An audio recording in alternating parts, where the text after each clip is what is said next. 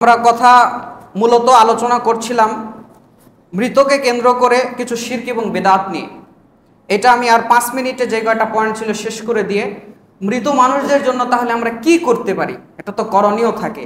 একটা বাবা মরে গেল, সন্তান তো আর এত সহজে বাবাকে ভুলে যেতে পারে না।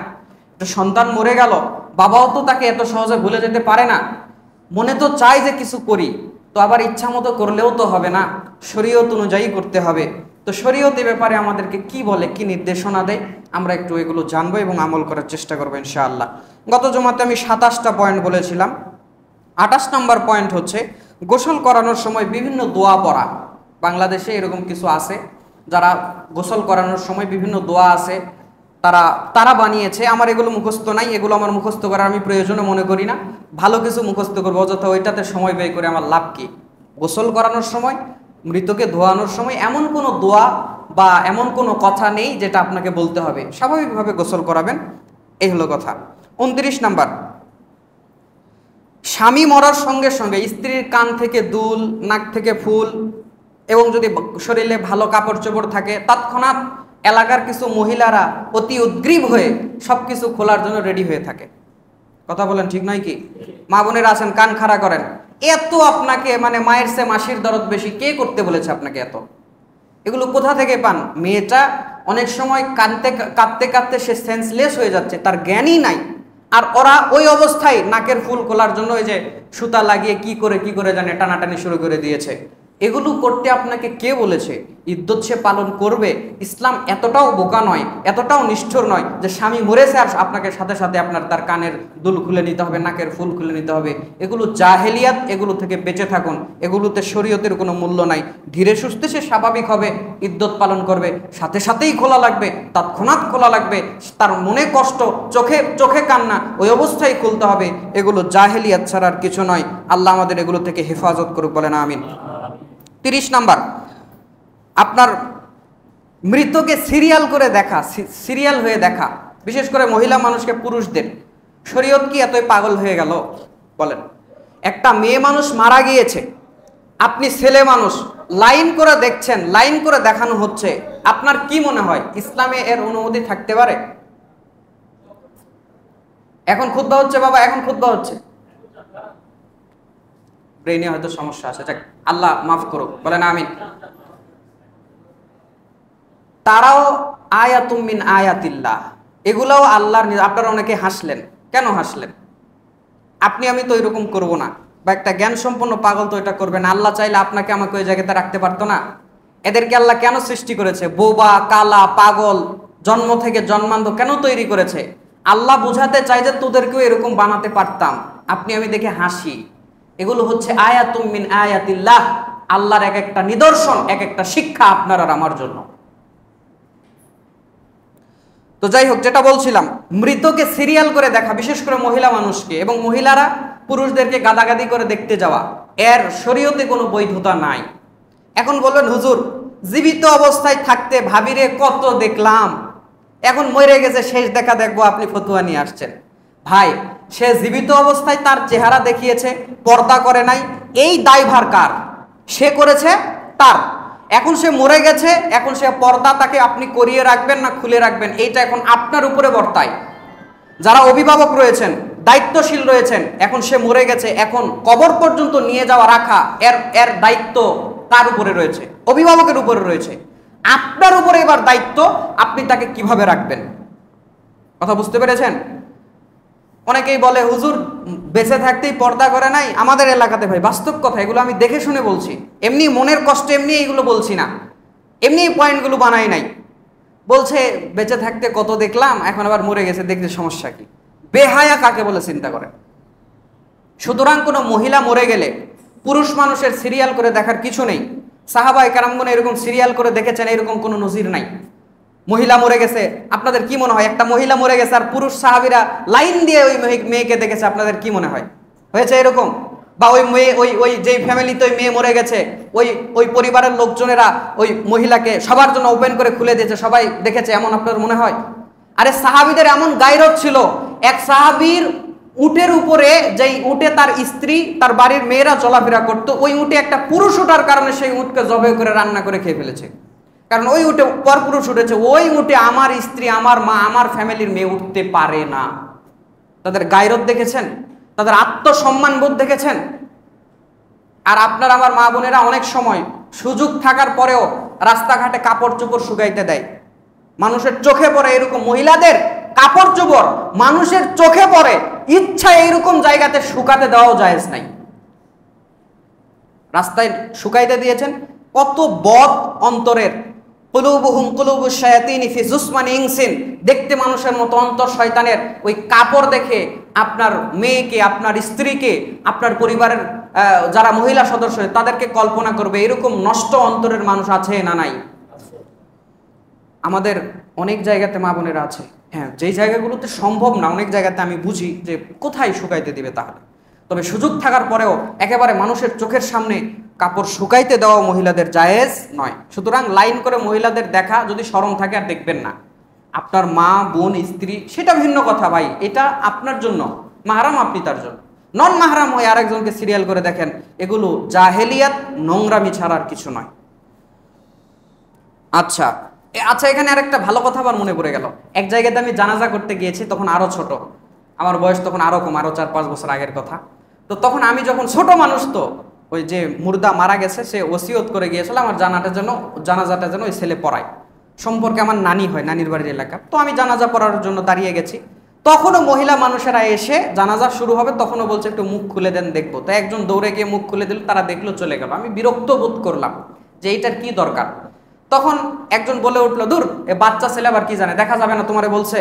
আরেকজন আবার লাভ দিয়ে বলছে, যদি অভিভাবক দেখাই তাহলে দেখা যাবে। আমি বলছি বাপ রে বাপ, এক একটা মুর্দাবাড়ি, এক একটা মানে এক এক দল মুফতিদের, মানে মাদ্রাসায় পড়ে না কিচ্ছু, বয়সে হয়েছে বুড়া, জানে না একটা সূরা, আর ফতুয়া দেয় পুরা। এই লোকগুলাই ভরে যায় জায়গাগুলো। আল্লাহ হেদায়েত দান করুক, বলেন আমিন। আচ্ছা, 32 নাম্বার, কবর পাকা করা, বেশি উঁচু করা। এটা আপনি আমি জানেন, আব্দুর রাজ্জাক বিন ইউসুফ বলে 1000 কোটি টাকার মানহানির মামলা খেয়েছে, যেটা আলী রাদিয়াল্লাহু তাআলা আনহুকে আল্লাহ নবী বলেছিল, তুমি কোনো উঁচু কবরকে ছাড়বে না, সব ভেঙে সমান করে দেবে। কবর বড়জোর 1 বিঘত উঁচা হতে পারে, মাটি থেকে, মেঝে থেকে। কবর বেশি উঁচা করা, পাকা করা নেহায়েতই অন্যায় কাজ, এগুলো করবেন না। আপনি কবরটা পাকা করে রেখে গেছেন, ভবিষ্যতে ওখানে কোন ভণ্ড এসে বলবে যে আমি স্বপ্নে দেখছি যে আমাকে কবরওয়ালা স্বপ্নে দেখিয়েছে। এরকম করে তো বহু কবর বাংলাদেশে চলছে, যে কবরওয়ালা আমাকে স্বপ্নে দেখিয়েছে, এখানে এই করলে এই হবে। ও একটা ব্যবসা জাকিয়ে বসলো, 10 বছর, 20 বছর, 50 বছরে বড় একটা মাজার তৈরি হয়ে গেল, লোকজন দান সাদাকা করতে লাগলো, আর হাজার হাজার মানুষ মুশরিক হওয়া শুরু হয়ে গেল। আপনি কি চান আপনার কবর দ্বারা, আপনার ছেলের কবর দ্বারা, আপনার আপনজনের কবর দ্বারা এরকম ব্যবসা চালু হোক? যদি না চান, কবর পাকা করবেন না, উঁচু করবেন না, এগুলো শরীয়ত নিষিদ্ধ করেছে, শুধু নাজায়েজ নয়, নিষিদ্ধ করেছে। আল্লাহ আমাদেরকে হেফাজত করুক, বলেন আমিন। 33 নাম্বার, জানাজা পর দোয়া করা। জানাজা পর দোয়া করা। হানাফি মাযহাবের জানাজা পড়তে গিয়ে সূরা ফাতিহা পড়েন, আপনারা তো সবাই জানেন, জানেন না? ছানা পড়ে তো তারা। সূরা ফাতিহা কেন পড়ে না কোনোদিন ভেবে দেখেছেন? হানাফি মাযহাবের ফিকা অনুযায়ী জানাজাটা হচ্ছে একটা দোয়া। তো যদি দোয়া হয়, আপনি আমি তো হাদিস ঠিকই দেই তাদেরকে, লা সালাতা লিমান লাম ইয়াকরা বিফাতিহাতিল কিতাব, যেই সালাতে সূরা ফাতিহা হয় না, সেই সালাত হয় না, কবুল হয় না। আরে বাবা, ওরা যে সালাতই মনে করেন, ওরা যে দোয়া মনে করে, আপনি হাদিস ওদের কাছে লাগালে হবে? তো হানাফি মাযহাবের ফিকা অনুযায়ী জানাজাটাই হচ্ছে একটা দোয়া, এই জন্য তারা সালাত মনে করে না, রুকুও নাই, সেজদাও নাই, এই জন্য সূরা ফাতিহাও তারা পড়ে না। তবে জমহুর উলামাদের মতে জানাজাও একটা সালাত, এই জন্য সূরা ফাতিহা লাগবে। তো এই জন্য তারা সূরা ফাতিহা পড়ে না।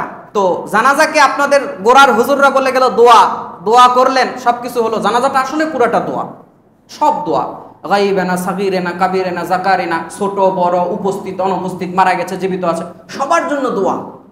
তারপরেও আবার ওই জানাজার ওখানে দাঁড়িয়েই আবার একবার কবর দিয়ে, আরেকবার একটা মানুষ ধরেন ভাত খেলো, খাওয়ার পরে আবার রুটি খাচ্ছে, রুটি খেয়ে আবার বিরিয়ানি খেচ্ছে।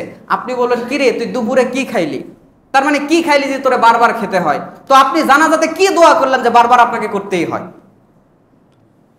এগুলাও সুন্নাহ সাপেক্ষ নয়, এগুলো ইখতিলাফি মাসআলা।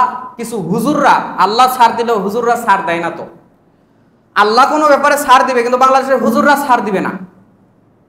তারা এগুলো ধরে রেখেছে, বাঁচিয়ে রেখেছে, আর বলছে বাহাস করতে আসেন। তোমার সঙ্গে বাহাস করার আমাদের টাইম নাই, এগুলো সুন্নাহ নয়। আল্লাহ আমাদেরকে হেফাজত করুক, বলেন আমিন। ৩৫ নাম্বার, জুতা পরে কবরস্থানে প্রবেশ করা। এটা একটা ব্যাপার আমরা লক্ষ্য করি অনেক সময়, অনেক কবরস্থানে, আপনারা শহরের মানুষ বেশি লক্ষ্য করে থাকবেন, গায়ে লিখে দেওয়া থাকে, দেওয়ালের গায়ে লিখে দেওয়া আছে, কবরস্থানের একটা এরিয়া আছে, গায়ে লিখে দেওয়া আছে জুতা পরে প্রবেশ নিষেধ। দেখেছেন আপনারা কোথাও? আমি দেখেছি। জুতা পরে কবরস্থানে ঢোকা নিষেধ, এটা আপনারা একটা ইখতিলাফি মাসআলা, আত-তাহরিক থেকে একটা ফতোয়া বের হয়েছে, আত-তাহরিক থেকে, যে জুতা পরে কবরস্থানে প্রবেশ করা যাবে কিনা। আমি সরাসরি তাদের ফতোয়াটা নকল করি, অসুবিধা হবে? এটাই সবচেয়ে নিরাপদ হবে। শোনেন, জুতা পরে কবরস্থানে ঢোকা, সরাসরি আত-তাহরিক থেকে ফতোয়া এসেছে, জুতা পায়ে দিয়ে কবরস্থানে যাওয়া নাজায়েজ নয়। দলিল হিসেবে দেওয়া হয়েছে সহিহ বুখারীর 1374, সহিহ মুসলিমের 2870, মিশকাতের হাদিস নাম্বার 126।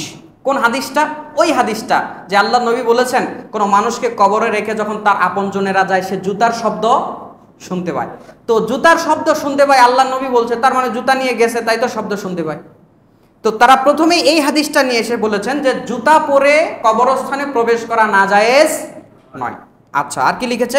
তবে জমহুর বিদ্বানগণের মতে প্রয়োজন ছাড়া জুতা পরে কবরস্থানে প্রবেশ করা সুন্নাতের খেলাফ, এবং ময়লা আবর্জনা না থাকলে পারতপক্ষে জুতা খুলেই কবরস্থানে প্রবেশ করা উত্তম।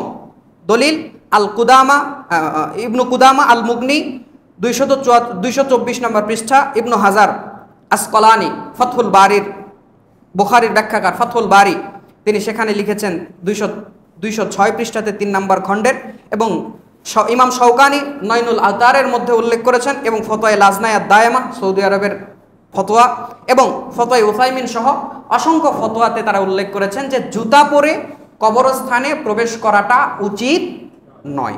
আচ্ছা, তারপর দেখি কি লিখেছে। কেননা রাসূলুল্লাহ সাল্লাল্লাহু আলাইহি সাল্লাম একজন লোককে সিবতি জুতা পরে কবরস্থানে চলতে দেখলেন এবং বললেন, হে সিবতি জুতাওয়ালা, তোমার ধ্বংস হোক, তুমি তোমার জুতা খুলে ফেলো। লোকটি রাসূল সাল্লাল্লাহু আলাইহি সাল্লামের দিকে দেখে রাগ বুঝতে পারলেন এবং জুতা খুলে ছুঁড়ে ফেলে দিলেন। হাদিস আবু দাউদ 3230, মুসনাদ আহমদ 20803, সহিহুল জামে 7913 সহ অসংখ্য হাদিস গ্রন্থে হাদিসটি দিয়ে এসেছে। মানে আল্লাহর নবী একজনকে জুতা পরতে দেখলেন, বিশেষ এক প্রকারের জুতা, এবং আল্লাহর নবী তাকে নির্দেশ করলেন জুতা খুলে ফেলো। সে খুলে আল্লাহর নবীর রাগ দেখে ছুঁড়ে ফেলে দিল। আচ্ছা, তারপরে আসেন, যদিও এই উক্ত হাদিসের ব্যাখ্যা ইমাম তহাবি, ইমাম হাজম এবং ইমাম খত্তাবি সহ হাদিস এর ব্যাখ্যাকারকগণ তারা বলেছেন হাদিসটি নিষেধাজ্ঞা অর্থে নয়, বরং জুতার অপবিত্রতা লেগে আছে কিংবা বিশেষ করে সিবতি জুতার ক্ষেত্রে প্রযোজ্য। যদিও উক্ত হাদিস সিবতি জুতার ক্ষেত্রে প্রযোজ্য, কেননা এই জুতা সাধারণত বিলাসী লোকদের পরিধেয়, যাতে অহংকার প্রকাশ ঘটে এবং কবরস্থানের বিনয় এবং তাকওয়ার খেলাফ হয়। খত্তাবি মাদালিসুস সুনান আল্লামা মুবারকপুরি তিরমিজির ব্যাখ্যা তুহফাতুল আওয়াজির মধ্যে তিনি এটা উল্লেখ করেছেন। মোদ্দা কথা হলো, প্রথমত কবরস্থানে জুতা পরে ঢোকা নাজায়েজ নয়। তবে অনেক কবরস্থানে দেখবেন রাস্তা করে দেওয়া আছে হাঁটার জন্যই, থাকে না, এই রাস্তাই করে দেওয়া আছে হাঁটার জন্য। আপনি চাইলে এই জায়গাগুলোতে জুতা নিয়ে যেতে পারেন।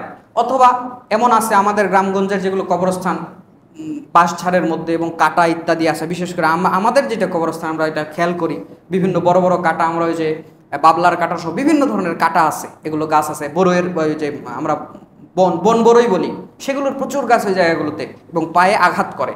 এরকম জায়গা হলে জুতা পরে যাওয়ার কোনো অসুবিধা নাই। তবে হ্যাঁ, যদি কবরের উপর দিয়ে আপনাকে ধাপ ফেলতে হয়, বা কবর এমন ঘন ঘন আছে কবরের সাইড দিয়ে যেতে হবে, এরকম যদি হয়, সেই ক্ষেত্রে আপনারা জুতা পরে কবরস্থানে বা ওই সাইডগুলো দিয়ে যাবেন না। মোট কথা হলো যাওয়া জায়েজ, তবে বিলাসিতামূলক জুতা পরে গেলেন, মচমচ করে চলে যাচ্ছেন, কবরের আদব কায়দা রক্ষা করছেন না, এমনটা করবেন না। দেখবেন প্রয়োজন হলে জুতা পরে যাবেন অথবা জুতা খুলে যাবেন। জুতা পরে যাওয়া একেবারে নাজায়েজ হারামও নয়, আর এটাকে একেবারে কালচার ফ্যাশনও করে নেবেন না যে আমি জুতা পরে মচমচ করে যাব। আমি কি বুঝাতে পেরেছি? আল্লাহ রাব্বুল আলামিন আমাদেরকে বোঝার তৌফিক দান করুক, বলেন আমিন।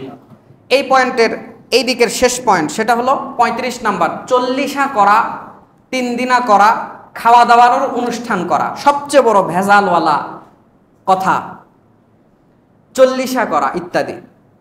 সহি বুখারীর ওই হাদিসটা আরেকবার স্মরণ করিয়ে দেই, 1292 নম্বর হাদিস, বুখারী, নাসায়ে রয়েছে, আবু দাউদে রয়েছে, মুসনাদ আহমদে রয়েছে। রাসূলুল্লাহ সাল্লাল্লাহু আলাইহি ওয়াসাল্লাম বলেছেন, ইউআযিবু আল মাইয়াতু ইউআযিবু বিকবরিহি বিমা নিহা আলাইহি। আল মাইয়াতু ইউআযিবু বিকবরিহি বিমা নিহা আলাইহি। আল্লাহ নবী বলছেন, নিশ্চয় কবরে শাস্তি দেওয়া হয় ব্যক্তির জন্য নিহাতি অনুষ্ঠানের আয়োজন করলে। মূলত এখানে বিলাপ করে কাদা অর্থ, সরাসরি অর্থ আসে বিলাপ করে কাদা, কিন্তু আপনি আমি আপনার আমার মতো অর্থ করলে তো হবে না। আমাদেরকে বুঝতে হবে কার বুঝের মতো?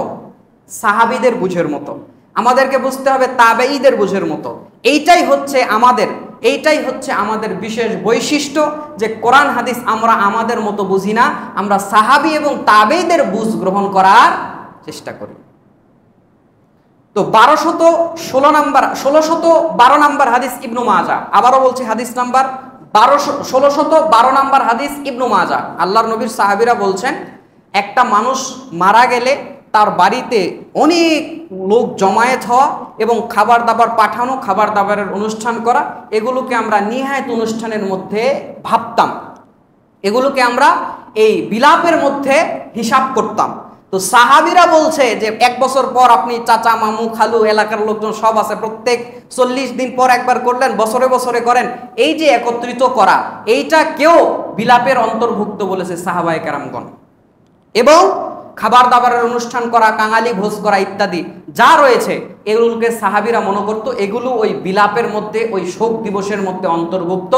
সুতরাং এখানে আর ইখতিলাফের কোনো ব্যাপারই থাকে না, বিষয়ই থাকে না যে এমনটা করতে হবে। আবার বলি, মৃতের পক্ষ থেকে যদি আবার এরকম কিছু দেওয়া হয়, এটা কি সবাই খেতে পারবে? আপনাদের কি মনে হয়? মৃতের পক্ষ থেকে যখন কিছু দান করা হবে, সাদাকা করা হবে, এটা কি সবাই আমভাবে খেতে পারবে? ইফতার একজন দিল, সবাই আমভাবে খেতে পারে না? ইফতার করানো একটা সাদাকা। আপনি নিয়াত করলেন লোকজনকে আমি খাওয়াবো, এটা আপনি খাওয়াবেন, এইটাও সাদাকা। মৃতের পক্ষ থেকে কিছু দিলেন, খাওয়ালেন, এইটাও সাদাকা। দুই সাদাকা কি এক? এই সাদাকা কি সবাই খেতে পারে মৃতের পক্ষ থেকে যা করলেন? আপনি মৃতের পক্ষ থেকে কুরবানি করেন, যদিও মৃতের পক্ষ থেকে কুরবানি করা বৈধ নয়। তুহফাতুল আওয়াজির ব্যাখ্যাকার আল্লামা মুবারকপুরি, তিরমিজির ব্যাখ্যাকার, তিনি তুহফাতুল আওয়াজি লিখেছেন তিরমিজির ব্যাখ্যায়। তিনি বলেছেন, মৃতের পক্ষ থেকে যদি কুরবানিও করা হয়, এই মাংস পুরাটাই গরিবদের মধ্যে বন্টন করে দিতে হবে। তাহলে বলেন, মৃতের পক্ষ থেকে যখন খাইতে দেওয়া হয়, গরিবরা যাদের খাওয়ার কথা, পাওয়ার কথা খাওয়াচ্ছেন, ঠিক আছে, যাদের পাওয়ার কথা ওরাই পায় না, আর যাদের পাওয়ার কথা না, ওরা 12টার দিকে খেয়ে দিয়ে সব চলে গেছে। কথা আমার মনে হয় বোঝেন নাই। এটা আপনি কেন খেলেন? এটা তো আপনার জন্য খাওয়া বৈধ ছিল না। সুতরাং এতে অনেক সমস্যা রয়েছে, এ থেকে আমরা বেঁচে থাকার চেষ্টা করি। আল্লাহ তৌফিক দান করুক, বলেন আমিন। বাস, পয়েন্ট আরও রয়েছে। আসাদুল্লাহ গালিব স্যারের সালাতুর রসুল বই রয়েছে। এই বইয়ের 238 পৃষ্ঠা থেকে 242 পৃষ্ঠা পর্যন্ত শিরক বিদাত সহ তিনি প্রায় 90টা শুধু শিরক উল্লেখ করেছেন, আরও বিদাত কুসংস্কার সহ প্রায় 150 তিনি পয়েন্ট নিয়ে এসেছেন। এগুলো মৃতকে কেন্দ্র করে আমাদের সমাজে চলে, যার একটাও করা যাবে না। আপনাদের সময় হলে একটু পড়ে নেবেন, এতগুলো বলা সম্ভব নয়। এবার আসেন, এখন বলবেন অনেক কিছুই তো শুনলাম করা যাবে না, এবার করব কি সেটা বলে দেন। অনেক কিছুই তো শুনলাম এটা করা যাবে না, ওইটা করা যাবে না, এখন করা যাবে কি তাহলে? আমার ভাইরা, আপনারা অনেক সময় বলতে পারবেন যে একটা মানুষ মরে গেলে তার পক্ষ থেকে আমরা খাবারের অনুষ্ঠানের আয়োজন করলাম, একটু কোরআন পড়ানোর অনুষ্ঠানের আয়োজন করলাম, সমস্যা কি? বিশাল প্রশ্ন। কি আসে না? দলিল প্রমাণ তো ওসব কিছু বোঝে না, সোজে না, যাই হোক। বলছে ভাই সমস্যা কি? এখন সমস্যা আছে, এরকম করলে সমস্যা আছে। কি সমস্যা আছে চলেন দেখি। আপনি মৃতের জন্য যে কিছু করবেন, এটা আপনার মন মতো হলে হবে না, কোরআন হাদিস মতো হতে হবে।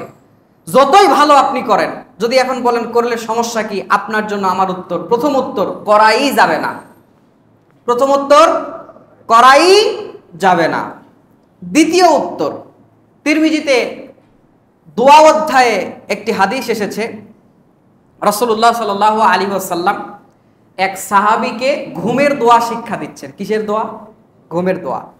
তো সাহাবীকে বলছে, আমি যেমন ভাবে বলছি এমন ভাবে বলো। যদি তুমি এই দোয়া বলে মরে যাও, আল্লাহ তোমাকে, রাত্রে যদি মরে যাও, তোমাকে আল্লাহ ক্ষমা করে জান্নাত দিয়ে দিবে।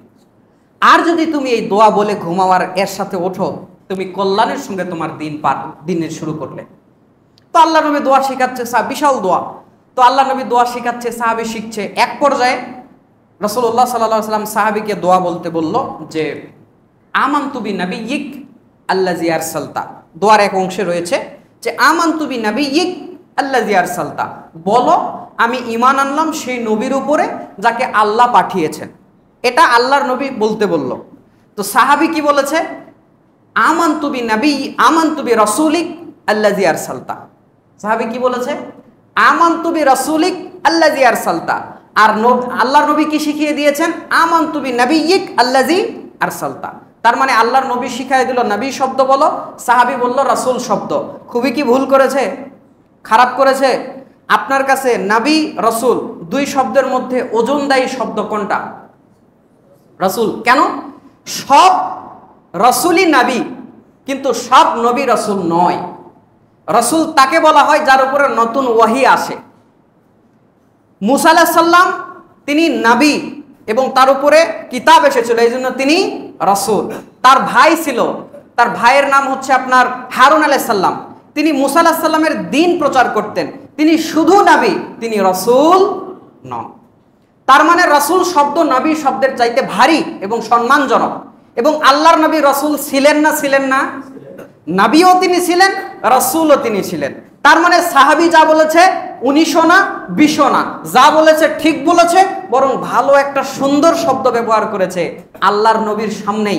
এবার দেখেন আল্লাহর নবী কি করে। আল্লাহর নবী মনে হয় বলেছে না খুব ভালো করেছো, আমি নবী বলেছে তুমি রাসূল বলেছো, খুব সুন্দর হয়েছে। তাই কি বলেছে? ফাতানা বিয়াদিহি ফি সাদরিহি। সাহাবী বলছে ফাতানা বিয়াদিহি ফি সাদরিহি, আল্লাহর নবী আমার বুকে এক ঘুষি মারলেন। সুম্মা ক্বাল, আরে বলো আমানতু বিনাবিয়িক আল্লাযী আরসালতা, তুমি বলো আমি ঈমান আনলাম সেই নবীর উপরে যাকে আল্লাহ পাঠিয়েছেন। তুমি রাসূল শব্দ কেন বললে? সুবহানাল্লাহ বললেন না? ফাতানা বিয়াদিহি ফি সাদরিহি। ছাত্র যখন পড়তে পড়তে ভুল করে, ওই যে যিনি শেখায় এটা দেয় না, মাথায় একটা দিল, গালে একটা দিল, এটা এমন করলে কেন? তার মানে এমন ঘুষিও না যে মরে যাবে, ওই ঘুষি না, মানে শুধরানোর ঘুষি। সাহাবী বলছেন ফাতানা বিয়াদিহি ফি সাদরিহি, আল্লাহর নবী আমার বুকে ঘুষি মেরে বললেন আমানতু বিনাবিয়িক আল্লাযী আরসালতা, বলো আমি ঈমান আনলাম সেই নবীর উপরে যাকে আল্লাহ সত্য সহ পাঠিয়েছে। আরে যেখানে আল্লাহর নবী শিখায় নবীর জায়গাতে রাসূল শব্দ 19-20 করা যায় না, সেই জায়গাতে আপনি কোরআন পড়াকে টেনে আনছেন যার পিছনে কোনো দলিল নাই। সেই জায়গাতে আপনি 40 করা করে টেনে আনছেন যার পিছনে কোনো দলিল নাই। সেই জায়গাতে আপনি মন মতো কিছু করছেন যার পিছনে দলিল নাই। সাহাবী যদি নবী শব্দকে চেঞ্জ করে রাসূল শব্দ বলার কারণে ঘুষি খায়, আপনি এইরকম বড় বড় বিদআত করার কারণে আল্লাহর নবী থাকলে খোলা বাতাসে আপনি ঘুরতে পারতেন না। ওমরের মতো এক সাহাবী থাকলে খোলা বাতাসে আপনি ঘুরতে পারতেন না, আপনার জায়গা হতো জেলখানার মধ্যে। আপনি কি মনে করেন ইসলাম আপনার পকেটের জিনিস? করাই যাবে না। দ্বিতীয় পয়েন্ট নেন, করলে সমস্যা কি? যারা বলে করলে সমস্যা কি, আমি ছোট মানুষ, আমার মেজাজ তাদের উপরে এত গরম হয় যে কিছু করতে পারলে করতাম। তাকে আমি বলছি সুন্নাহ কি, তাকে আমি বলছি বিদআত কি, আর সে বলছে করলে সমস্যা কি। সমস্যা কি দেখলেন? আরো একটা সমস্যা দেখাই। 145 নম্বর হাদিস মিশকাতুল মাসাহাবি। আল্লাহর নবী সাল্লাল্লাহু আলাইহি ওয়াসাল্লামের স্ত্রীর কাছে 3 জন সাহাবী আসলেন। আসার পরে আল্লাহর নবী সাল্লাল্লাহু আলাইহি ওয়াসাল্লামের আমল সম্পর্কে জানতে চাইলেন। আয়েশা রাদিয়াল্লাহু তাআলা আনহাকে বললেন, ও আল্লাহর নবীর স্ত্রী, আপনার কাছে আমরা জানতে চাই আল্লাহর নবী কি কি আমল করত, কেমন কেমন করে আমল করত, আমাদেরকে আপনি একটু জানান। আল্লাহর নবীর স্ত্রী আয়েশা রাদিয়াল্লাহু তাআলা আনহা তাদের কথা শুনে বলা শুরু করলেন। বলতে বলতে বলতে বলতে আল্লাহর নবীর যতগুলো আমল ছিল, আল্লাহর নবী দৈনন্দিন যে আমলগুলো নিয়মিত করতেন, সব যখন তাদের কাছে তুলে ধরা হলো, 3 জন এবার গল্প করা শুরু করে দিয়েছে।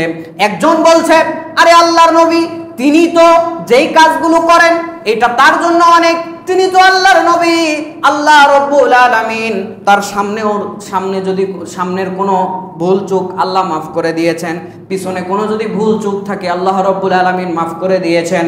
আল্লাহ রব্বুল আলামিন নবীকে নিষ্পাপ বানিয়ে দিয়েছেন। আল্লাহর নবীর অন্তরকে ছোটবেলায় জমজমের পানি দ্বারা, জিবরিল আমিনের দ্বারা ওপেন হার্ট সার্জারি করে জমজমের পানি দ্বারা তার কল্পটাও পরিষ্কার করে দিয়েছেন। সেই নবী যদি এমন করে, আমরা তো সাধারণ মানুষ, এমন করলে তো আমাদের হবে না। তিনজনের মধ্যে একজন বলে ফেললো আল্লাহর নবী তো সিয়াম রাখে, আল্লাহর নবী তো আবার সিয়াম সারে, কিন্তু আজ থেকে আমি সিয়াম ধরবো না ধরবো, আমি কোনোদিন দিনের বেলা সিয়ামকে ছাড়বো না। দ্বিতীয় জন আবার বলছে আল্লাহর নবী তিনি তো রাতের বেলা ঘুমান, রাতের বেলা আবার সালাত আদায় করেন। আল্লাহর নবীর চলে, ঘুমাইলেও চলে, সালাত আদায় করলেও চলে, কারণ তিনি ঘুমান, তার অন্তর ঘুমান না। আল্লাহর নবী ঘুমিয়েছিলেন, ঘুম থেকে উঠে গিয়ে সালাত আদায় করতেন। সাহাবীরা প্রশ্ন যখন করতো, নবী আপনি তো ওযু করলেন না, ঘুম থেকে আসলেন, তখন আল্লাহর নবী বলে নিশ্চয় আমি ঘুমাইলেও আমার অন্তর ঘুমায় না।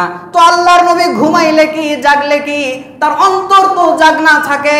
আল্লাহর নবী নামাজ রাতের কিছু অংশ পড়লেও হয়, ঘুমাইলেও হয়, কিন্তু আমরা তো তার সাহাবী, গুনাহগার বান্দা, আমাদের অতটুকুতে হবে না। একজন বলেই বসলো আজকের পর থেকে রাত্রে আর ঘুমাবো না, সারা রাত জেগে জেগে আমি নফল সালাত আদায় করব। তৃতীয় জন বলছেন আল্লাহর নবী তিনি তো বিয়ে করেছেন, সন্তান পরিবার আছে, আল্লাহর নবী তিনি চলে, আমার চলবে না, আমি আজকের পর আর বিয়েই করব না, বিয়ে করার দরকার নাই। বিয়ে করলে বউ বলবে এটা এনে দাও, বাচ্চা বলবে এটা এনে দাও, বউ বলবে এটা করে দাও, বাচ্চা বলবে ওইটা করে দাও, তাদের জন্য ইনকাম করা লাগবে, তাদের জন্য কাজ কাম করা লাগবে, এমনটা আমি করতে পারবো না। একটা মানুষ চলতে খাটনি যতটুকু করা লাগবে, একটা পরিবার চালাতে খাটনি তার চেয়ে কম না বেশি? বলছে আর দরকার নেই, বিয়েই করব না। আল্লাহর নবী তাদের এই তিনজনের কথা শুনতে পারলেন। আল্লাহর নবী তাদেরকে প্রশ্ন করলেন তোমাদের মধ্যে কি এই কথাগুলো বলা হয়েছে? আল্লাহর নবীর কাছে অকপটে তারা স্বীকার করলেন, বিনা শব্দে তারা স্বীকার করলেন, হ্যাঁ আল্লাহর নবী আমরা এই কথাগুলো বলেছি। আল্লাহর নবী বলল শোনো, পৃথিবীর মধ্যে যদি আল্লাহকে বেশি সবচেয়ে যদি কেউ ভয় করে সেইটা আল্লাহর নবী বলছেন সেইটা আমি রাত্রিবেলা ঘুমাই, আমি রাত্রিবেলা সালাত আদায় করি, আমি পৃথিবীতে সবচেয়ে বেশি আল্লাহকে ভয় করি, আমি সিয়াম রাখি আবার সিয়াম সারি, আমি বিবাহ করেছি, এগুলো হচ্ছে আমার সুন্নাত। কেউ যদি আমার এই সুন্নাতগুলো থেকে মুখ ফিরিয়ে নেয়, আল্লাহর নবী বললেন মান রাগিবা আন সুন্নতি ফালাইসা মিন্নি, যেই ব্যক্তি আমার সুন্নাতগুলো থেকে মুখ ফিরিয়ে নেবে সেই ব্যক্তিরা আমার উম্মত হওয়ার দাবিদার করতে পারবে না। আমি আল্লাহর নবী তাদেরকে আমার উম্মত থেকে বাদ দিয়ে দিলাম। জোরে কন্না নাউযুবিল্লাহ। পাবনার মানুষ আহমদ আলী জামে মসজিদের সম্মানিত মুসল্লিরা, আপনার কাছে আমি প্রশ্ন এবার করতে চাই। প্রথম সাহাবী যে বলল আমি সারা রাত সালাত আদায় করব, আর এক সাহাবী যে বলল সারা দিন সিয়াম পালন করব, সিয়াম ছাড়ব না, আপনার দৃষ্টিতে বুঝে থাকলে বলেন কাজগুলো ভালো না খারাপ? ভালো, আপাত দৃষ্টিতে ভালো, কাজগুলো ভালো। বিয়ে করব না, চিন্তা ভাবনা কি ভালো করে ইবাদত আমল করতে পারবো, কিন্তু আল্লাহর নবী বলল না, তোমাদের এগুলো একটাও ভালো না। বরং আল্লাহর নবী বলছেন আমি যা করি এইটাই হচ্ছে ভালো, আমি যতটুক করি এইটাই হচ্ছে ভালো, আমি যতটুক নিষেধ করি এটা থেকে বেঁচে থাকাই হলো ভালো। আপনি নিজের থেকে বুজুর্গগিরি করতে গিয়ে যদি বাড়তি কিছু বানান, আল্লাহর কাছে একটাও আপনার গ্রহণযোগ্য হবে না। জোরে কন্না নাউযুবিল্লাহ। তাহলে বাড়তি কিছু করলে, মন মতো কিছু করলে সমস্যা আছে না নাই? আরো সামনে চলেন, আপনার সমস্যা কি? এই কথাকে আজ কবর দিয়ে যাব। মাগরিবের সালাত 3 রাকাত।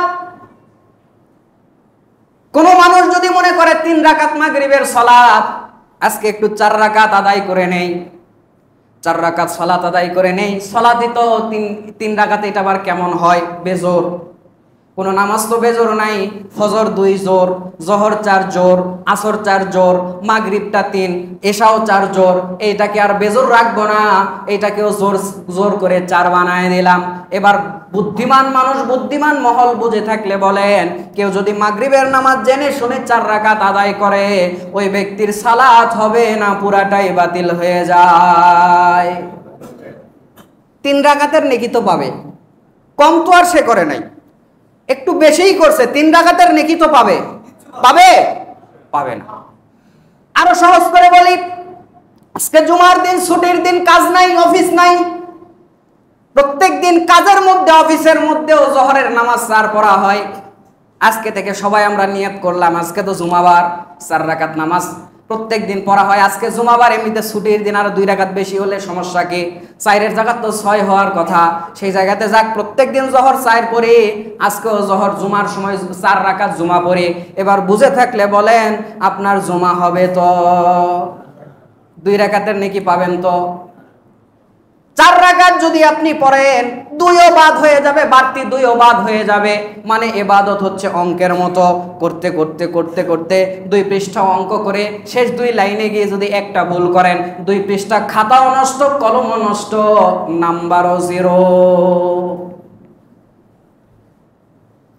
আরো আপনাকে বলি, ঈদের দিন আজান হয়তো, ঈদের নামাজের সময় আজান হয়তো, আনন্দের দিন না? বাংলাদেশে তো দেখলাম এক ভিডিওতে এক হুজুর মূর্তি ভাঙছে, বিশেষ কোনো একজনের, ভাঙার সময় আধা ভাঙ্গা করে মূর্তির কান্দের উপরে উঠে আজান দিয়ে দিচ্ছে। আমি বলছি, বাপ রে, আন্তর্জাতিক খ্যাতি সম্পূর্ণ বুজুর্গ মূর্তির কাঁধে উঠে আজান দিচ্ছে, কি আনন্দ! আজান কি কোনো জায়গাতে এরকম আপনারা দেখেছেন যে আল্লাহর নবী আনন্দ করেছে, জিহাদে জয়লাভ করেছে, করে বেলালকে বলেছে, বেলাল জয়লাভ করেছে, দাও আজান দাও। এদেরকে দিয়ে মুড়ি ভাজাও হবে না। মুড়ি ভাজা বোঝেন তো, ভাঙা পাতিলে মুড়ি ভাজা যায় না? যায় না। বালি দিয়ে তো মুড়ি ভাজা যায়, এদেরকে দিয়ে মুড়ি ভাজাও হবে না। আমার ভাইরা, ঈদের দিন আজান হয় না, একামত হয় না। কেউ যদি গিয়ে আজান দেয়, মাইক তো সব জায়গাতে আছে এখন, ঈদের নামাজও মাইক আছে না? নাই। দিল একজন আজান হাঁকিয়ে মোটামুটি 15 মিনিট আগে, যেরকম সাধারণ নামাজের ওয়াক্তের আগে দেওয়া হয়, আজান দিয়ে দিল। আপনি এখন বলেন, লোকটাকে ভালো বলবেন না খারাপ বলবেন? হ্যাঁ, আজান দিয়েছে, আল্লাহ নবী বলেছে যে ব্যক্তি 12 বছর আজান দিবে বিনা খরচে, আল্লাহ তাকে জান্নাত দিয়ে দিবে। যে ব্যক্তি আজান দিবে, তার আজানের শব্দ যতদূর যাবে, ইট পাটকেল, মানুষ, জিন, প্রাণী, জীব, অজীব যা আছে সব আল্লাহর দরবারে তার ব্যাপারে সাক্ষী দিবে, ক্ষমার জন্য বলবে। বলেন না সুবহানাল্লাহ। আল্লাহ রাব্বুল আলামিন মুয়াজ্জিনের দাঁতকে আল্লাহ হাসরের ময়দানে উঁচু করে দিবে। আজানের এত ফজিলত, লোকটা ঈদের দিন আজান দিয়েছে, আপনার সমস্যা কি? দেখ, কোনো সমস্যা আছে? দেওয়া যাবে? যাবে না। এইটা বোঝেন, দেওয়া যাবে না। মাগরিব 3-এর জায়গায় 4 করা যাবে না, এইটা বোঝেন। জুমা 2-এর জায়গায় 4 করা যাবে না, এইটা বোঝেন। আর বলেন 40 করলে সমস্যা কি? আর কোরআন খতম দিলে সমস্যা কি? আপনার মতো জ্ঞান পাপী এই দুনিয়ার উপরে আর কেউ নাই। চলেন সময় অল্প, কথা সামনে নিয়ে যাই। করলে সমস্যা আছে, এবং অনেক সমস্যা আছে। আপনাকে জাহান্নামে যাওয়া লাগবে যদি আপনি করেন। হাউজে কাউসারের পানি আপনি পাবেন না, আল্লাহর নবী আপনার জন্য সুপারিশ করবে না। শুধু সমস্যা কি আছে এইটা বললেন না, সমস্যার বস্তা বের করা যাবে, করলে কি হবে। আল্লাহ আমাদেরকে হেফাজত করুক, বলেন আমিন। তাহলে যাই করব, কোরআন সুন্নাহর গণ্ডির মধ্যে করার দরকার আছে না নাই? সময় অল্প, কথা সামনে নিয়ে যাই। 1 নাম্বার, মৃত মানুষকে কবরে দেওয়ার, মানে মরে গেলে জানাজা বলেন আর কবরে দেওয়ার পূর্বে প্রথম কাজ হলো তার ঋণ থাকলে এটাকে শোধ করিয়ে নিতে হবে। সম্পদ বন্টনের আগে ঋণ শোধ করাতে হবে। যদি তার 5 লক্ষ টাকা ঋণ থাকে, আর যদি তার 5 বিঘা সম্পদ থাকে, আগে সে দুনিয়াতে কবরে না যাইতেই, দুনিয়াতে থাকতে থাকতেই তার যদি টাকা না থাকে, জমি বিক্রি করে হলেও তার ঋণ শোধ করে তারপর জানাজা, তারপর দাফন, তারপর কাফন। কথা বুঝতে পেরেছেন? 1 নাম্বার জরুরি কাজ ঋণ পরিশোধ করা। এই জন্য ঋণ না করার চেষ্টা করবেন ভাই। একবেলা খাবেন না, তাতে কি?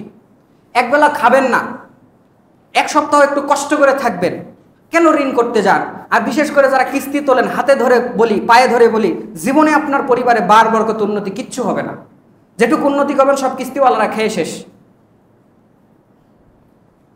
চেষ্টা করবেন ধার দেনা ঋণ যেন না হয়। ইসলামে ধার দেওয়ার পক্ষে অনেক প্রশংসা আছে, কিন্তু নেওয়ার পক্ষে নিন্দা আছে। আল্লাহ নবী বলেছেন, যেই হাত দেয় আর যেই হাত নেয়, প্রশংসনীয় কোন হাত? উপরের হাত। চেষ্টা করবেন যেন দিতে পারেন, নেওয়ার থেকে বেঁচে থাকার যথাসাধ্য চেষ্টা করবেন। তারপরেও প্রয়োজন হতে পারে, দুনিয়াবি প্রয়োজনে আপনার আমার হতে পারে, তবে শখে শখে ধার দেনা ইত্যাদি আমরা করব না। আল্লাহর নবী যেই ব্যক্তির ঋণ ছিল, এই ব্যক্তির জানাজা করে নাই, সময় অল্প, আপনাদের এগুলো কথা জানা আছে, এই জন্য টানছি না কথাগুলো। সুতরাং আপনি আমি ঋণ থাকলে দুনিয়াতে এটা চেষ্টা করব শোধ করার, এবং ওই লোকটার যদি ঋণ থাকে আমরা পারতপক্ষে দুনিয়াতেই তার ঋণটা শোধ করে কবরে দিতে হবে।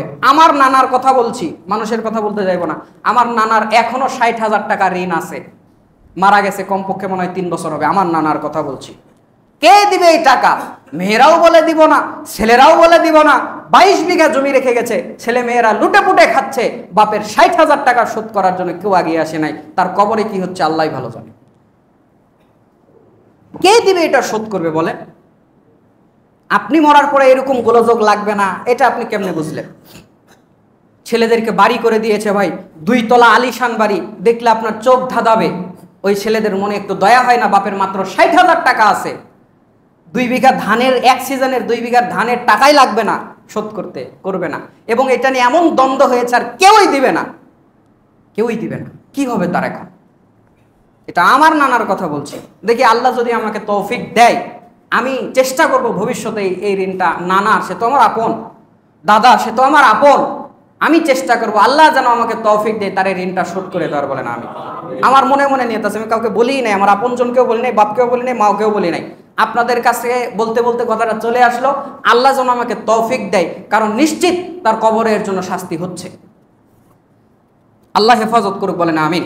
1। 2 নাম্বার, মুর্দাকে কবরে রাখার পর তাধার করে চলে আসেন, দৌড়াদৌড়ি করে চলে আসেন। আসেন না? আসেন না? এটা উচিত নয়। মৃতকে কবরে রাখার পর কিছুক্ষণ অপেক্ষা করা উচিত, অন্ততপক্ষে আপনজনরা, পরিবাররা। দলিল রয়েছে, নেন। আবু দাউদ 3221 নম্বর হাদিস, ওসমান রাদিয়াল্লাহু তাআলা আনহু থেকে বর্ণিত। রাসূলুল্লাহ সাল্লাল্লাহু আলাইহি সাল্লাম কোনো ভাইকে কবরে রাখার পর, কবরে দেওয়ার পর আল্লাহর নবী দোয়া করতে শিখিয়ে দিতেন। দোয়াটা কি? আল্লাহ মাগফির লাহু ওয়া সাব্বিতহু।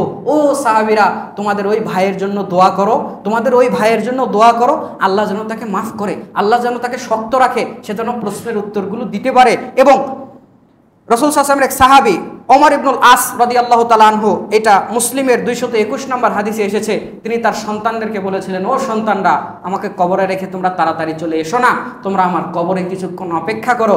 শুধু অপেক্ষা নয়, আল্লাহর নবী দোয়া শিখিয়ে দিয়েছেন, এই দোয়াটা বারবার করা, যেন আল্লাহ তার প্রশ্ন, কবরের সওয়াল জবাব, এইগুলো দেওয়া যেন তার জন্য সহজ করে দেয়। আমরা কবর দিয়েই তাড়াতাড়ি চলে আসতে পারলে বাসি না, উচিত কিছুক্ষণ অপেক্ষা করা, হতে পারে 10 মিনিট, 20 মিনিট, আধা ঘন্টা কবরের কাজ হয়ে যাওয়ার পর, এবং এই দোয়া এবং তার কল্যাণের জন্য ওই জায়গাতে আল্লাহর কাছে বলতে থাকা।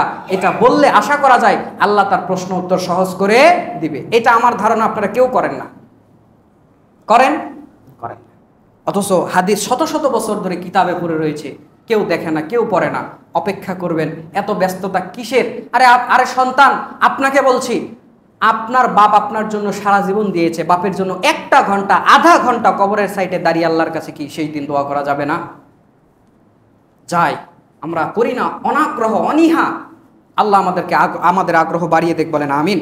অপেক্ষা করবেন এবং দোয়া করবেন। সাহাবীরা তার পরিবারকে এ ব্যাপারে ওসিয়ত করে যেতেন যে তোমরা অপেক্ষা কইরো। 2 নাম্বার, এই হাদিসে 3টির কথা রয়েছে। হাদিসটি খুবই বিখ্যাত। তিরমিজি 1376 নাম্বার হাদিস, আবু দাউদ 2880 নাম্বার হাদিস। রাসূলুল্লাহ সাল্লাল্লাহু আলাইহি ওয়াসাল্লাম বলেছেন, একটা মানুষ মৃত্যুর পর তার সব আমলগুলো বন্ধ হয়ে যায় 3টা আমল ছাড়া। 1, আল্লাহ নবী সাল্লাল্লাহু আলাইহি ওয়াসাল্লাম বলেছেন, সাদাকাতুন জারিয়াতুন, এমন সাদাকা যেটা নেকি সে পেতেই থাকে, চলমান সাদাকা। চলমান সাদাকা আবু দাউদ সহ অন্যান্য হাদিস গ্রন্থে একটা হাদিসে 60টির কথা এসেছে, আর একটি হাদিসে 5টির কথা এসেছে। এই সবগুলো আনলে, এক জায়গাতে আনলে এই 3টাতেই পড়ে যায়। এই জন্য আমি আর বাড়তি ওই হাদিসগুলো নেই নাই। তো তাহলে সৎ কাজ বলতে কি? আপনার হচ্ছে নেকি জারিয়া, নেকি রেখে যাওয়া মানে কি? মসজিদ তৈরি করে দেওয়া, নেকি জারিয়া। হাসপাতাল তৈরি করে দেওয়া, নেকি জারিয়া। মাদ্রাসা, মসজিদ, তারপর আপনার হচ্ছে হাসপাতাল, শিক্ষা প্রতিষ্ঠান এবং ভালো কোনো যাত্রী ছাউনি। অনেক জায়গাতে আছে যাত্রীরা কষ্ট পায় রোদে বৃষ্টিতে, আপনি 50,000 টাকা খরচ করে ওই জায়গাতে একটা যাত্রী ছাউনি তৈরি করে দিলেন, লোকজনেরা আরাম নেবে, বাতাস নেবে। এইটাও সাদগায়ে জারিয়া, যতদিন থাকবেন নেকি পেতেই থাকবেন। আমার ভাইরা, এমন জায়গাতে পুল করে দেওয়া, সাঁকো করে দেওয়া, লোকজন যেতে পারে না, কষ্ট হয়, ওই জায়গাতে করে দিলেন, বহু বছর চললো, 50 বছর 100 বছরও টিকে যেতে পারে যদি ভালো করে বানান। এটাও সাদগায়ে জারিয়া। শুধু মসজিদ মাদ্রাসার মধ্যে সীমাবদ্ধ নয়, বরং যেই জায়গাগুলোতে এমনকি শেখ আব্দুল আজিজ বিন আব্দুল্লাহ বিন বাজ রাহিমাহুল্লাহ তিনি বলছেন, সন্তানদেরকে যদি কেউ যথাসময়ে বিয়ে দিয়ে দেয়, তারা সন্তানরা স্বামী স্ত্রীতে যা করবে এটা নেকি, বাইরে করলে হারাম। বাপ বলেছে, নিয়ত করেছে আমার সন্তান যেন বাইরে কোনো খারাপ কাজ না করে, এই জন্য বিয়ে দিয়ে দিয়েছে। বিয়ে দিয়ে যদি বাপ মরে যায়, বাপের আগ্রহে যদি এই কাজ হয়ে থাকে, এইটাকেও সাদগায়ে জারিয়া হিসেবে ওলামায়ে কেরামগণ দেখেছেন এবং কবরে থেকে নেকি পেতে থাকবে। সুবহানাল্লাহ বললেন না? এইটাও সাদগায়ে জারিয়া, এইটাও আপনি নেকি পেতেই থাকবেন। আচ্ছা, মানুষকে খাওয়ানো, খেলে থাকে নাকি বিকালে খেলেন সকালেই টয়লেটে সব জমা হয়ে শেষ? এটা তো নেকিও বেশিক্ষণ থাকে না। আপনি যে ওখানে 2 লাখ টাকা খরচ করলেন, কি লাভ হইল? আপনি ওখানে 2 লাখ টাকা খরচ করলেন বাপের নামে, সকাল হইতে হইতে শেষ। এমন কিছু করেন না যেটা যেতেই থাকবে, হতেই থাকবে। এমন ভালো কাজ আপনি করবেন যেটা আপনি দুনিয়াতে করলে পরকালে আপনার নেকি আপনি পেতে থাকবেন। শুধু নেকি জারিয়া হয় না, গুনার জারিয়া আছে না নাই? হ্যাঁ, সিনেমা হল বানিয়ে দিয়ে গিয়েছে, বুড়ো মরে ওইদিকে কবরে ওর ঘাস উঠে গিয়েছে, বুড়োর ছেলে চালায় সিনেমা হল, কবরের থেকে থেকে গুনাহ পায়। নেকি শুধু পাবেন এমন হবে না, খারাপ কাজ করে যাবেন, গুনাহে জারিয়াও যেতে থাকবে। এমন একটা দল বানিয়েছেন, গুন্ডা মাস্তান, মানুষ দেখলে মনে হয় তার মারাই লাগবে, লাঠিপিটা করাই লাগবে, গুলি করাই লাগবে, অস্ত্র নিয়ে ঘরে এমন একটা দল বানিয়ে গিয়েছেন, এমন একটা সংগঠন বানিয়ে গিয়েছেন, এমন কিছু লোক তৈরি করে দিয়েছেন, খালি ওদেরকে রেখে মরে যান। আপনি তো তৈরি করে দিয়েছেন, যতদিন গুন্ডামি করবে আপনার কবরে ওই গুনাহে জারিয়া যেতেই থাকবে। আরো শক্ত কথা বলি, ছেলেকে ফোন কিনে দিয়েছেন, দেওয়ার আগে বলবেন, বাবা তোরে ফোন কিনে দিলাম, তুই কি করবি তোর ব্যাপার, তুই আমাকে আগে বল, এতে কোনো খারাপ কাজ করবি না, যদি করিস দায় তোর। আমি বাপ, আমার ওপর কোনো দায় নাই। অনেক বাপ আছে শখে শখে এসএসসিতে A+ পেয়েছে, আইফোন কিনে এনে দিয়েছে। যত গুনাহ করবে মরে যাও, বুড়া মরে যাও, খালি কবরে তোমার যেতে থাকবে। খালি নেকি নিবা, গুনাহ নিবা না, গুনাহগুলোও যেতে থাকবে। আপনি ছেলেকে হারাম কোনো কাজের জন্য উৎসাহিত করেছেন, দূর প্রেম করবে কর, এই বয়সে আমরা 3টা প্রেম করছি, তুই তো এখনো 2টাও করবার পারিস না। এরকমও কিছু বদ খাইসলতের বাপ আছে, আপনি হাসেন না। মা বলে বন্ধু নিয়ে এসেছে, মেয়ে বন্ধু নিয়ে এসেছে, আনছে তো আনছে, ছেলে তো শরম পাবে, একটা মেয়ের সঙ্গে এসে ছেলে শরম লাগছে না? মা বলছে, আরে তুমি শরম পাচ্ছ কেন, তুমি তোর বন্ধু, আমরাও আমাদের সময় যেতাম আমাদের বন্ধুদের বাড়িতে, সমস্যা কি আসবা? এরকম ছেলেদেরকে মেয়েদেরকে দিয়ে যান আদর্শ, গুনাহে জারিয়া, কবরে থাকবেন, বসে বসে গুনাহ পেতে থাকবেন। আগুন জ্বলছে, দাও দাও করে আবার বেশি হয়, বলবেন কেন বেশি হয় কা? এই যে তৈরি করে রেখে গেছেন এই জন্য হয়। একটু নিববে, ওরা কিছু করবে, আবার জ্বলে উঠবে, আবার জ্বলে উঠবে। চাওয়ালারা দেখেছেন যখন আগুন নিভে যায় একটু চিনি ফেলে দেয়, দেখেন নাই মনে হয়? কেন দেয়? চা মিষ্টি হবে তাই, আগুন ভালো জ্বলবে তাই, ধোঁয়া কম হবে তাই।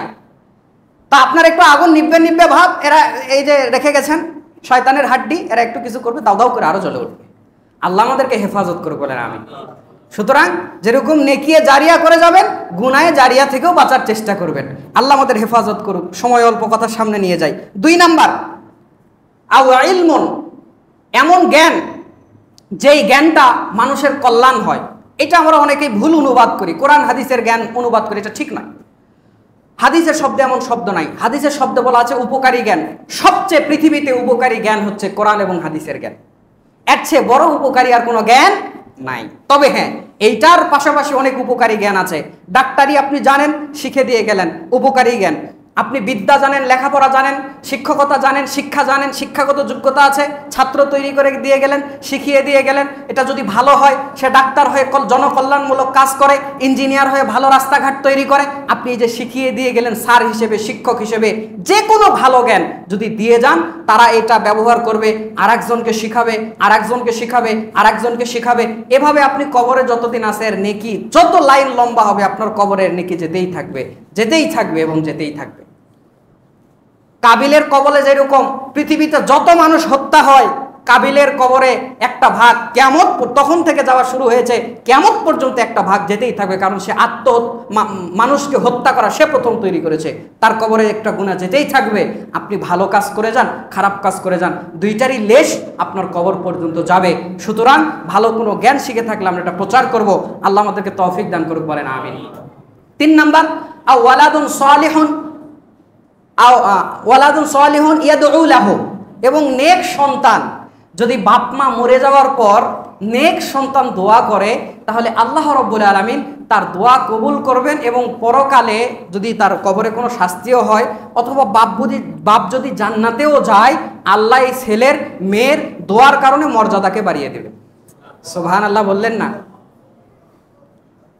আও ওয়ালাদুন, এখানে খেয়াল করবেন, ওয়ালাদুন সালিহুন, এখানে শুধু ওয়ালিদ শব্দ নাই, শুধু সন্তান নাই, এখানে ছেলে মেয়ে দুইটাই হতে পারে, দুই শব্দ নারী পুরুষ সবার ক্ষেত্রে ব্যবহার হয়। শুধু এখানে কিন্তু এই কথা নাই যে সন্তান দোয়া করলে, সালেহ শব্দ আছে, তার মানে সন্তান নেক হতে হবে। নেক মানে নিষ্পাপ নাকি? নেক মানে নিষ্পাপ? কোনো মানুষই নিষ্পাপ নয়। নেক মানে, আরে আপনার ছেলেই গুন্ডা, সুদ খায়, ঘুষ খায়, ডাকাতি করে, মারধর করে, লণ্ঠন করে, আপনার কবরের কাছে গিয়ে যদি বলে রব্বির হামহুমা কামা রব্বায়ানি সগীরা, আল্লাহ আমার বাবা মা যেভাবে আমার দুনিয়াতে দয়া করেছিল, কবরেও তাদের জন্য দোয়া করেন, আল্লাহ বলবে তুই আগে ঠিক হ, তোর দোয়া হবে না। হাদিসের শব্দ খেয়াল করুন, সৎ হতে হবে, ছেলে সালাত আদায়কারী হতে হবে, ছেলে হারাম থেকে বেঁচে থাকার যথাসাধ্য চেষ্টা করে, সুদ খায় না, ঘুষ খায় না, হালাল পথে চলে, আদর্শবান ব্যক্তি আপনি তৈরি করে রেখে গেছেন, সন্তান তৈরি করে রেখেছেন, আপনি তৈরি করে গেছেন। একটা আদর্শবান সন্তান তৈরি করা সহজ কথা নয়, আপনি করে গেছেন। আল্লাহ বলছে, ও এই সন্তান তো তোর ক্রেডিট, যা, ওইটা তো তোর হাতে তৈরি জিনিস, যদি তোর জন্য ক্ষমা চাই, যা, তোকে মাফ করে দিব, যা। সুবহানাল্লাহ বলেন না? এবার সরাসরি দলিল নেন, মিশকাতুল মাসাবি 2354 নম্বর হাদিস। আবু হুরায়রা রাদিয়াল্লাহু তাআলা আনহু বলছেন, রাসূলুল্লাহ সাল্লাল্লাহু আলাইহি ওয়াসাল্লাম বলেছেন, ইন্নাল্লাহা আযজা ওয়া জাল্লা লা ইয়ারফাউ দারাজাতা লিল আবদিস সালিহি ফিল জান্নাহ। আল্লাহ রাব্বুল আলামিন হাসরের ময়দানে জান্নাতের মধ্যে কতক নেক বান্দার মর্যাদাকে বাড়িয়ে দিবেন। আল্লাহ কতক বান্দাকে জান্নাত দিয়ে দিয়েছে, জান্নাতে তারা থাকবে, জান্নাতের নাজ নিয়ামত তারা ভোগ করবে, জান্নাতের নাজ নিয়ামত ভোগ করতে করতে তারা দেখতে পারবে হঠাৎ করে তাদের মর্যাদা বাড়িয়ে গিয়েছে। হায় রে হায়, কালকে এমন অবস্থায় ছিলাম, আজকে মর্যাদা সম্মান বৃদ্ধি, জান্নাতে আমাদের মর্যাদা বেড়ে গেছে, ব্যাপার কি আমরা বুঝতে পারলাম না।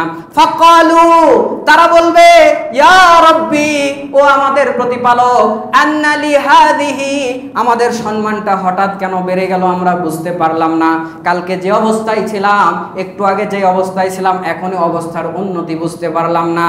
ফাকালু, তাদেরকে বলা হবে, বিইস্তিগফারি ওয়ালাদিকা লাক, তোমাদের সন্তানরা তোমাদের জন্য আল্লাহর কাছে দোয়া করেছিল, নেক সন্তানরা তোমার জন্য দুনিয়াতে আল্লাহর কাছে দোয়া করেছিল, আল্লাহর কাছে বলেছিল, আল্লাহ আমার আব্বা মরে গেছে গো আল্লাহ, আপনার মেয়ে দোয়া করেছিল, আল্লাহ আমার মা মরে গেছে, আল্লাহ আপনি আমার মাকে ক্ষমা করে দিন, আমার মার কবরকে আপনি জান্নাতের টুকরা বানিয়ে দিন, আল্লাহ তাদের মান মর্যাদা পরকালে বাড়িয়ে দিন।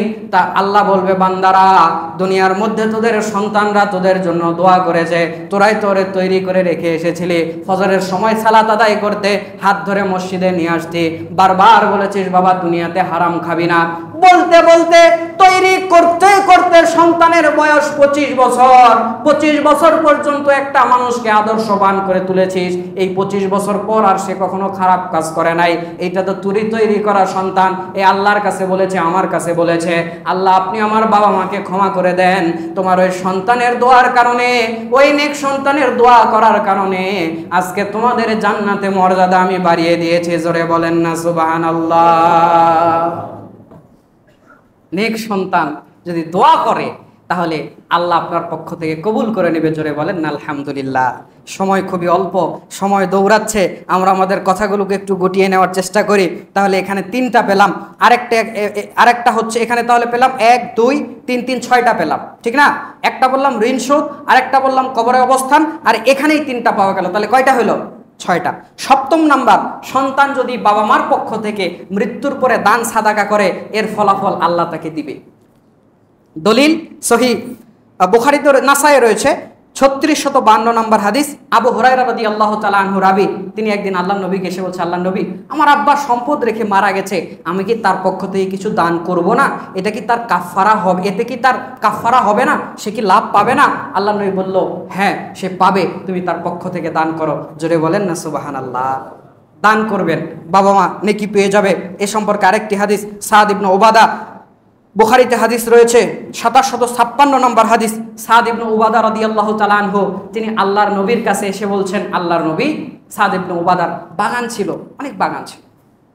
আল্লাহর নবীকে এসে বলছে, আল্লাহর নবী, আমার মা মরে গেছে, আমার মা মরে যাওয়ার পর তিনি আমাকে কোনো ওসিয়ত করে যান নাই যে আমি কিছু করব কি করব না, কিন্তু আমার মনে একটু বলে মায়ের জন্য কিছু করি, মায়ের জন্য একটু কিছু দান সাদাকা করে। আল্লাহর নবী, আমি যদি আমার মায়ের পক্ষ থেকে কিছু দান করি, আমার মা কবর থেকে কি আর কোনো ফায়দা পাবে? আমি দুনিয়াতে দান করলে আমার মায়ের কোনো কি লাভ হবে? আল্লাহর নবী বলল, হ্যাঁ, তুমি তোমার মায়ের জন্য যদি দান করো তোমার মায়ের ফলাফল পাবে। আল্লাহর নবীকে সাক্ষী রেখে বলল, ও আল্লাহর নবী, আপনি সাক্ষী থাকেন, আমার একটি বাগান রয়েছে, আমার এই বাগানগুলোর মধ্যে কয়েকটি বাগান রয়েছে, আমার এই বাগানগুলোর মধ্যে মিহরাব নামক বাগানটা আমি আমার মায়ের জন্য সাদাকা করে দিলাম। সুবহানাল্লাহ। তাহলে এর আরো দলিল রয়েছিল, শর্ট করে দিলাম, বাবা মার পক্ষ থেকে দান করলে এটা বাবা মা পাবে, অথবা আপনজনের পক্ষ থেকে দান করলে আপনজন এটা পাবে ইনশাআল্লাহ। আচ্ছা, তারপরেরটা হচ্ছে 7 নাম্বারটা হচ্ছে, কোনো মান্নত থাকলে পুরা করবেন, হালাল মান্নত। শাহজালালের মাজারে এক ডেকসি পোলাও দিবে আপনার মা বলে মরে গেছে, আর আপনি ছেলে মরার কয়েকদিন পর বেশ সুন্দর করে পোলাও বানিয়ে নিয়ে ওখানে দৌড়াচ্ছেন, এইটা আবার না।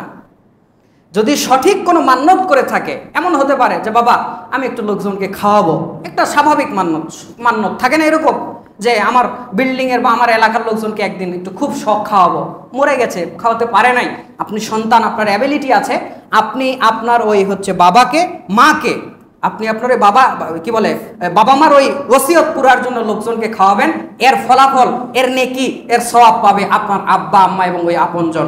আল্লাহ আমাদেরকে করার তৌফিক দান করুক, বলেন আমিন। এছাড়া যে কোনো ভালো মান্নত, খারাপ মান্নত ভাঙা ওয়াজিব, আর ভালো মান্নত করলে এটা পুরা করা ওয়াজিব। আল্লাহ আমাদেরকে তৌফিক দান করুক, বলেন আমিন। আচ্ছা, 8 নাম্বারটা হচ্ছে, সিয়াম যদি বাকি থাকে, ফরজ সিয়াম যদি বাকি থাকে, অথবা মান্নতের সিয়ামও যদি বাকি থাকে, এটা আপনি করে দিতে পারেন। যে তোমার বাবা মা হয়তো চেষ্টা করেছিল, পারে নাই, অথবা অর্ধেক রেখেছে, অর্ধেক পারে নাই, বা সে চেষ্টা করেছিল, এরকম যদি হয়, বা কোনো মান্নতের সিয়াম থাকে, এটা পুরা করে দিলে এটা তার পক্ষ থেকে আদায় হয়ে যাবে ইনশাআল্লাহ। 5 নাম্বার, যদি হজ করা হয়, হ্যাঁ, বাবা মায়ের পক্ষ থেকে হজ করলে হজ হবে, দলিল রয়েছে, সময় কম, ওইদিকে আমি যাচ্ছি না। তবে আপনাকে প্রথমে হজ করতে হবে।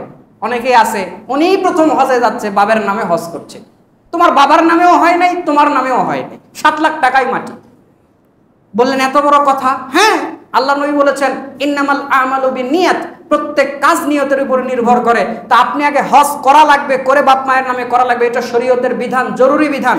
আপনি যদি না করেন, আপনার নেকি এতে হবে, নেকি আপনার 7 লাখ টাকায় মাটি। আচ্ছা, মোটামুটি 8টাই বললাম, 8টাই নোট করেছিলাম। যে কথাগুলো বললাম, আল্লাহ রাব্বুল আলামিন আমাদেরকে আমল করার তৌফিক দান করুক, বলেন আমিন। আমি যতটুকু বললাম আপনারা অনেকটাই জানেন, তার মধ্যেও নতুন কিছু তথ্য আমি মনে করি দিতে পেরেছি। আমরা এগুলো মনে রাখবো এবং আপনজনদের করার জন্য চেষ্টা করবো, বলেন ইনশাআল্লাহ। খুতবা এখানে শেষ।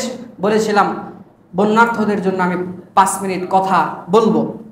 সেটা হলো, বর্তমান সময় আমরা দেখতে পাচ্ছি বাংলাদেশে ভয়ঙ্কর, আমরা তো আসলে মনে করছি এটা পানি না জল, বন্যা না ষড়যন্ত্র, আমরা মনে করছি, এবং বাস্তবেও অনেকটাই সত্যতা রয়েছে। এখন কথা হলো, দুর্যোগ তো চলে এসেছে, হাইরে তাদের ওই ভিডিওগুলা, তাদের ওই ফুটেজগুলা, মসজিদের মাইক থেকে বলছে, ভাই আপনারা একে অপরকে মাফ করে দিয়েন, কে কোথায় যাব, মরে যাব তার কোনো ঠিক নাই। তারা এভাবে কতটা অসহায় হলে তারা এই কথাগুলো বলতে পারে, আপনি চিন্তা করেন। তো আসলে তাদের জন্য আমরা অনেক কিছুই হয়তো বা করতে চাচ্ছি, করতে পারছি না। সবাই আবার ওখানে গিয়ে আমরা কিছু করতেও পারবো না বা লাভও হবে না। কিছু লোকের আবার যাওয়ার প্রয়োজনও আছে, গিয়েছে, যাচ্ছে। যে যেভাবে যেখান থেকে পারি, আমরা অন্তত পক্ষে এখান থেকে আপনি আমি 2টা কাজ করতে পারি। 1, আমরা তাদের জন্য আল্লাহর কাছে বারবার দোয়া করব, বারবার আমাদের দোয়াতে তাদেরকে শরীক রাখবো। ছোট ছোট বাচ্চা, অবলা প্রাণীগুলো, গরু ছাগলগুলো পানিতে তারা ভেসে যাচ্ছে, আল্লাহর কাছে দোয়া করবো, আল্লাহ আপনি এই গজব থেকে হেফাজত করেন। দ্বিতীয়ত, বাংলাদেশের বিভিন্ন নির্ভরযোগ্য প্রতিষ্ঠান রয়েছে, যেরকম আসন্না ফাউন্ডেশন, শেখ আহমদুল্লাহ সাহেব পরিচালিত, আসাদুল্লাহ গালিব স্যারের আহলে হাদিস আন্দোলন বাংলাদেশ, সেখান থেকে তারা কালেকশন করছে বন্যার্থদের জন্য, এবং জমিয়তের পক্ষ থেকেও কালেকশন করছে। এবং আজকে কেন্দ্র থেকে আপনাদের সম্মানিত খতিব সাহেবের কাছে ফোন দিয়েছে যে নগদে কিছু টাকা তুলতে, এবং আপনার আমার পকেটে যা আছে আমরা একটু দেওয়ার চেষ্টা করব। পারবেন তো? আমিও দেবো ইনশাল্লাহ, কারণ হুজুররা তো রেলগাড়ির টিটির মতো, শুধু টিকিট চেক করে, ওদেরই টিকিট নাই। কথা মনে হয় আমার বোঝেন নাই। আমরা খালি দিতে বলি, দেই না, এমনটা আমিও করব না, আমিও দিব ইনশাআল্লাহ। এবং আমিও বিভিন্ন জায়গা থেকে, যেই জায়গাগুলোতে পাচ্ছি সবাইকে, মোটামুটি সব দিক থেকে আমিও আমার যতটুকু, আমি ছোট মানুষ, আমার ভাইরা 10 টাকা করে আপনি দিলে 17 কোটি মানুষের টাকা কত হয় চিন্তা করে। 1 টাকা করে দিলেও তো 17 কোটি টাকা হয়। তা আপনি ওই যে ধরেন না, কোনো একটা ওয়েবসাইট থেকে আপনি 10 টাকা দিলেন, 50 টাকা দিলেন, 100 টাকা দিলেন, 1000 টাকা দিলেন, কি যাবে আসবে আপনার? আল্লাহ নবী বলেছেন, কোনো ভাই যদি তার ভাইয়ের সাহায্য করার জন্য ব্যস্ত থাকে, আল্লাহ তাকে সাহায্য করে। সুবহানাল্লাহ। কোনো ভাইকে আপনি সাহায্যতে যতক্ষণ ব্যস্ত থাকবেন, আল্লাহর সাহায্য আপনি পেতে থাকবেন, দয়া রহমত পেতে থাকবেন। সুতরাং তারা কষ্টে পড়েছে, বিপদে পড়েছে, তাদের অনেক টাকা অনেকের আছে, কিন্তু এই টাকা এখন কোনো কাজে দিচ্ছে না। আপনার টাকাটা কাজে দিবে। তাদের কাছে শুকনো খাবার ইত্যাদি বিভিন্ন প্রয়োজনের জন্য তাদের কাছে এগুলো পৌঁছানো দরকার। এখন তো শুধু উদ্ধার চলছে, কিছুই হয় নাই। এই পানি অন্ততপক্ষে 7 দিন 10 দিন থাকতে পারে। তারা 7 দিন 10 দিন পানি সরে গেলে হঠাৎ করে নিজের জায়গাতে যেতে পারবে না, হয়তো বা এর গড় 15-20 দিন, এই সমস্যার গড় 15-20 দিন, 1 মাস পর্যন্ত যেতে পারে। এই সময়টা তারা কি খাবে, কি করবে? আপনি এই একবার 100 টাকা 50 টাকা দিয়ে চুপ থাকা নয়, বরং বারবার যখন দিতে বলা হবে, আপনারা সাধ্য অনুযায়ী আমরা তাদেরকে বিপদ থেকে যতক্ষণ তারা উদ্ধার না হয়, আমরা তাদের উপরে নজর রাখবো, বলেন আমিন। এবং আপনাদের মসজিদের খতিব সাহেব রয়েছে এখানে, আমাদের কিছু ভাইও মনে হয় ডোনেশন কালেক্ট করার জন্য এসেছে, প্রযুক্তি বিশ্ববিদ্যালয় থেকে ছেলেমেয়েরাও এসেছে, আপনারা তাদেরকেও দেবেন। যে যেখান থেকে যেভাবে পারেন, আমি বলেছি আমরা সবাই যে কোনোভাবে সাহায্য করব, কৃপণতা অন্তরে রাখবো না। বন্যা আমাদের এখানেও হতে পারে, সমস্যা আপনার আমার এখানেও হতে পারে, আল্লাহ তখন আমাদের জন্য অন্য কাউকে ব্যবস্থা করে দিবে ইনশাআল্লাহ। আল্লাহ রাব্বুল আলামিন আমাদের সব ভালো কাজগুলোকে কবুল করে নিক, আল্লাহুম্মা আমিন।